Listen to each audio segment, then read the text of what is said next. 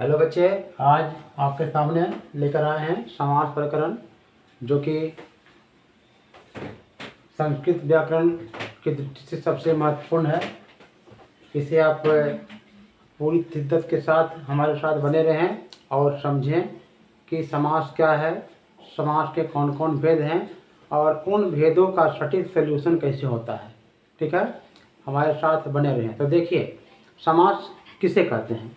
दो या दो से अधिक पदों के मेल से बने पद को समास कहते हैं। दो या दो से अधिक पदों के मेल से बने पद को समास कहते हैं। जैसे देखिए, लिखा हुआ है नीलम उत्पलम। नीला उत्पलम का मतलब होता है कमल। तो नीलम उत्पलम मतलब नीला कमल। इसको हम जोड़ देंगे तो हो गया नीलोत्पलम। मतलब ये हो गया समास और उसका हो गया विग्रह। उसी प्रकार से हम यहाँ बोलेंगे राजपुत्र। राजपुत्र ये हो गया समास, दो पद मिला है, लेकिन इसका विग्रह जब करेंगे तो हो जाएगा राज्ञः पुत्र। तो ये दो पद मिल गया है क्योंकि दोनों के बीच एक चिन्ह है राज। देखिए चिन्ह क्या है? राजपुत्र। राजपुत्र का हम हिंदी विग्रह करेंगे तो हो जाएगा राजा का पुत्र। यही का चिन्ह यहाँ हो गया षष्ठी विभक्ति। राज्ञः, राजा शब्द रूप का षष्ठी विभक्ति होता है राज्ञः, इसीलिए हो गया राज्ञः पुत्र। और हम देखेंगे आगे इसका सॉल्यूशन कि समास के मुख्यतः होते हैं 6 भेद। हमारे साथ बने रहें कि समास के कितने भेद होते हैं? 6 भेद होते हैं। हम बारी बारी से उन 6 भेदों का परिभाषा और सॉल्यूशन करते हैं। देखिए, पहला समास है अभिभाव समास, दूसरा है तत्पुरुष समास, तीसरा है कर्मधारय समास, चौथा है द्विगु समास, पांचवा है द्वंद्व समास और छठा है बहुव्रीहि समास। पहला क्या है? अव्ययीभाव समास, दूसरा है तत्पुरुष समास, तीसरा है कर्मधारय समास, चौथा है द्विगु समास, पांचवा है द्वंद्व समास और छठा है बहुव्रीहि समास। तो सबसे पहले हम सॉल्यूशन व्याख्या करेंगे अव्ययीभाव समास का। देखिए, बने रहे हमारे साथ।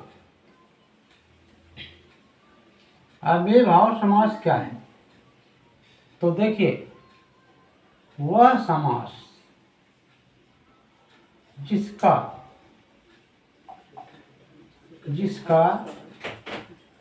पूर्व पद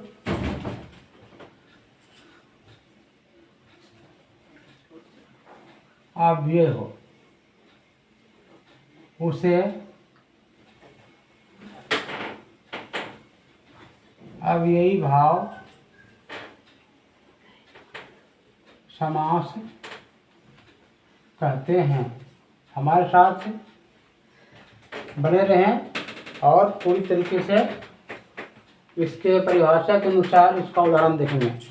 जैसे देखिए, क्वेश्चन क्या है इसका? देखिए परिभाषा क्या है? वह समास जिसका पूर्व पद क्या हो? अव्यय हो। अव्यय जैसे प्रति हो, अनु हो, हम लिखेंगे प्रतिदिनम। प्रति, देखिए कि पूर्व पद क्या है? अव्यय है। प्रतिदिनम, प्रतिदिनम ये हो गया पूर्व पद अव्यय, इसलिए ये होगा उदाहरण अव्ययीभाव समास का। इसका हम विग्रह करेंगे, यानी तोड़ेंगे। विग्रह का मतलब होता है अलग करना। तो क्या हो जाएगा?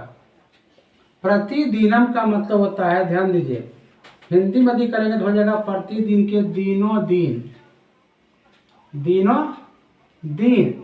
लेकिन हम इसको संस्कृत में करेंगे, तोड़ेंगे तो हो जाएगा दीनम दीनम इति। वही बात हो गई, दीनम दीनम इति मतलब रोज, है ना? क्योंकि प्रति का मतलब होता है प्रति, है ना, प्रत्येक दिन, इसलिए हो गया दिनम दिनम इति। आगे यहाँ रहेगा अनुग्रामम।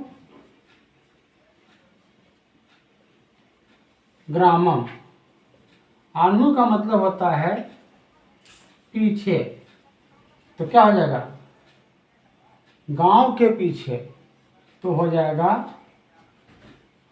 ग्रामस पश्चात, यानी गांव के पीछे, गांव में लग गया षष्ठी विभक्ति, है ना। इस तरह से इसका अभिभाव का सॉल्यूशन निश्चित रूप से हो गया। आप इसको 1 से 2 बार देखेंगे तो एक उदाहरण और देते हैं।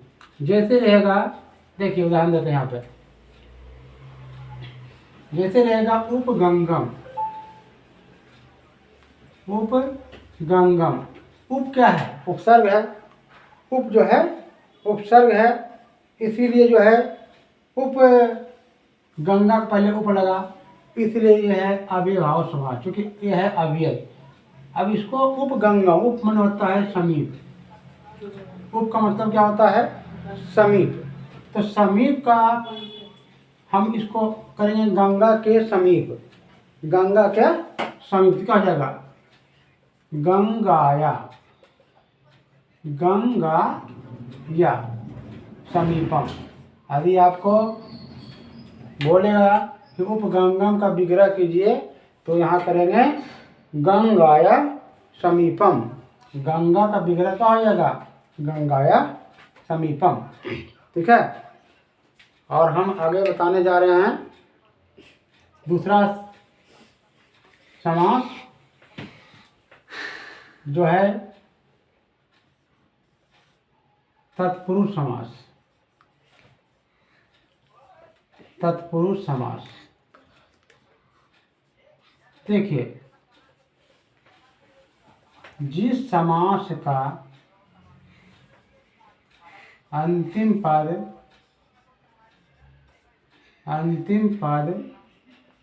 प्रधान हो, पूरी तरीके से ध्यान दीजिए, जिस समास का अंतिम पद प्रधान हो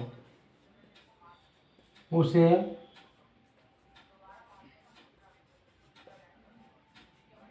तत्पुरुष समास कहते हैं, तत्पुरुष समास कहते हैं। जैसे रहेगा राजपुत्र। अब देखिए यहाँ समास राजपुत्र है, तो इसका पहले विग्रह किया, राज्ञः पुत्र। राज्ञः का मतलब होता है राजा का, और पुत्र माने पुत्र। हम ऐसे बोलेंगे कि अंतिम पद की प्रधानता कैसे होगी, तो हम बोलेंगे कि राजपुत्र जाता है, तो यहाँ राजा का बेटा जा रहा है, राजा नहीं जा रहा है, इसलिए पुत्र का प्रधानता हो गया, और इसका विग्रह हो गया राज्ञः पुत्र। अंतिम पद की प्रधानता है, यहाँ राजा की प्रधानता नहीं है, बल्कि पुत्र की प्रधानता है। हम बोलेंगे राज कन्या, तो राजा की कन्या, तो क्या होगा इसका विग्रह, राज्ञः कन्या। क्या आप लोग को समझने में कोई दिक्कत नहीं है? परिभाषा क्या कर रहा है कि जिस समास का अंतिम पद प्रधान हो उसे तत्पुरुष समास कहते हैं। जैसे राजपुत्र, राज्ञः पुत्र, राजकन्या, राज्ञः कन्या, ठीक है। आगे देखिए तीसरा समास,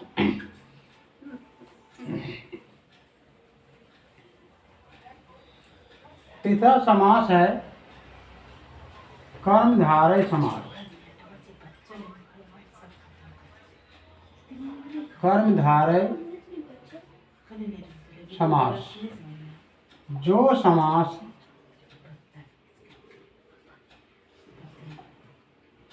विशेषण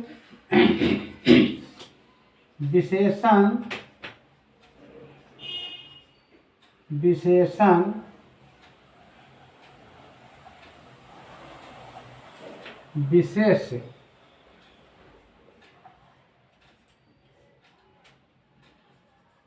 का,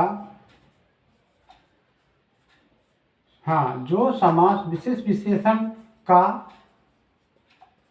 प्रतिनिधित्व करता है। ध्यान दीजिए, बहुत समझने में यहाँ पर जरूरी है। आखिर ये क्या हम बोल रहे हैं? जो समास विशेष विशेषण का प्रतिनिधित्व करता है उसे कर्मधारय समास कहा जाता है। कर्मधारय समास कहा जाता है। जैसे देखिए, जैसे हम ये लिखेंगे नीलोत्पलम, नीला कमल। नीला का मतलब है नीला रंग है और कमल है, तो ई है विशेषण। कमल कैसा है? नीला। आई तो कमल हो गया विशेष।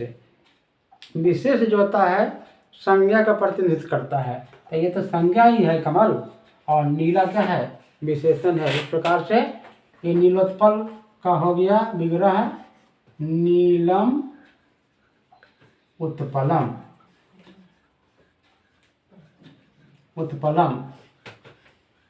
आदि रहेगा नवान्नम। और नया अन्न। नव हो गया आपको नया, और नया का अन्नम, तो नया अन्न। कहीं कोई समझने में दिक्कत नहीं होना चाहिए। आगे हम बताने जा रहे हैं चौथा समास, जिसका नाम है द्विगु समास। जिस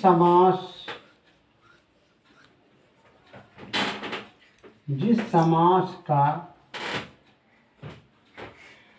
प्रथम पद, देखिए ध्यान दीजिए, संख्यावाचक हो। जिस समास का प्रथम पद क्या हो?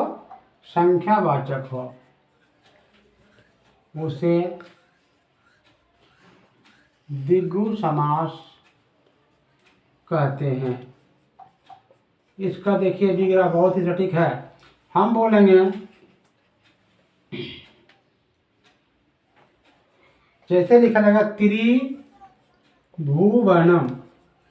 आप देख रहे हैं त्रि माने होता है तीन, अब भुवन का मतलब होता है भवन। तो बताए कि तीन भवन है, तो प्रथम पद संख्यावाचक है त्रिभुवन। इसको विग्रह करेंगे तीन भवनों का समाहार। तो तीन भवनों का समाहार क्या हो जाएगा?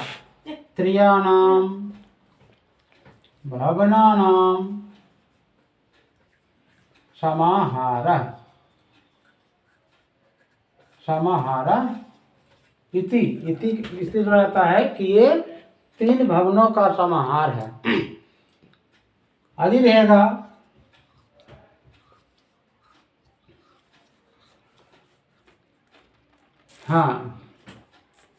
त्रिवेदम। तो क्या हो जाएगा? त्रियाणाम वेदानाम समाहार इति। ये हो गया इसका विग्रह। इसका क्या हो गया? यानी जिस समास का प्रथम पद देखेंगे संख्यावाचक हो, कोई दिक्कत नहीं। अगला समास देखिए, चौथा समास है द्वंद्व। पांचवा समास है द्वंद्व समास। पांचवा द्वंद्व समास। द्वंद्व समास, तो जिस समास का, अरे द्वंद्व माने दोनों, तो जिस समास का दोनों पद प्रधान हो, जिस समास का दोनों पद क्या हो? प्रधान हो, उसे द्वंद्व समास कहते हैं। द्वंद्व समास कहते हैं जिस समास का दोनों पद प्रधान हो, यानी दोनों का मान बराबर। हम बोलेंगे माता पितरों, बात सही है। माता और पिता का पद, दोनों पद प्रधान होता है। इसका विग्रह क्या होगा, देखिए इसका विग्रह होगा, माता पिता का विग्रह होगा माता च पिता च, माता च पिता च, कोई दिक्कत नहीं। अरे यहाँ पर है राम लक्ष्मणों, आओ कर क्यों दिया, क्योंकि दोनों पद प्रधान है, तो हो जाएगा राम च लक्ष्मण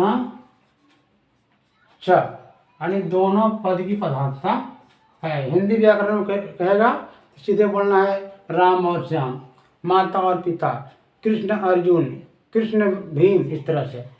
और लास्ट में है बहुव्रीहि समास, ध्यान देंगे जबरदस्त। छठा समास है बहुव्रीहि समास।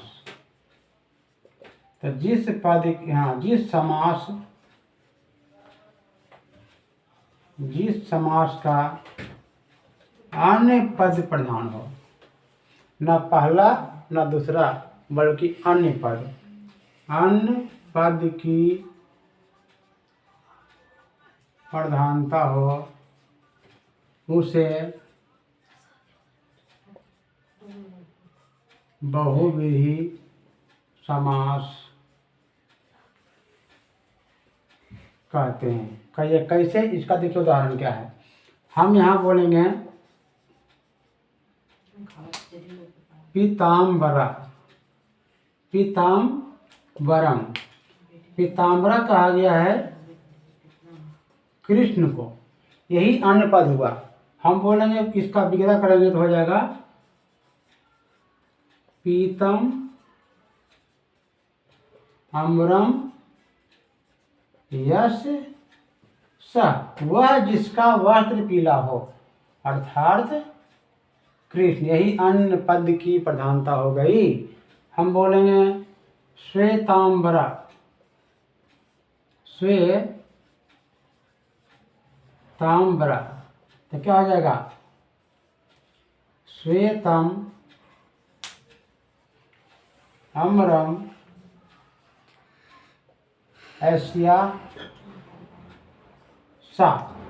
श्वेतांबरा किसको कहा गया है, श्वेतांबरा कहा गया है सरस्वती को, इसीलिए हो गया अन्य पद सरस्वती, वह जिसका वस्त्र श्वेत है, ये हो गया सरस्वती, और वह जिसका वस्त्र पीला हो गया, वो हो गया कृष्ण। कोई दिक्कत नहीं।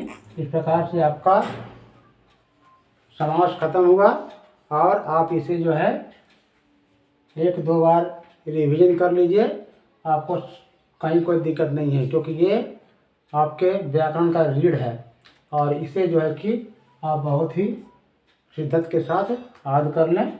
आने वाले परीक्षाओं में 2-4 नंबर अवश्य ही देंगे, है ना। तो बच्चे अभी इस टॉपिक को समझ गए तो प्लीज़ इसको सब्सक्राइब कर लिया जाए, है ना, और आने वाले वीडियो का इंतज़ार किया जाए। धन्यवाद।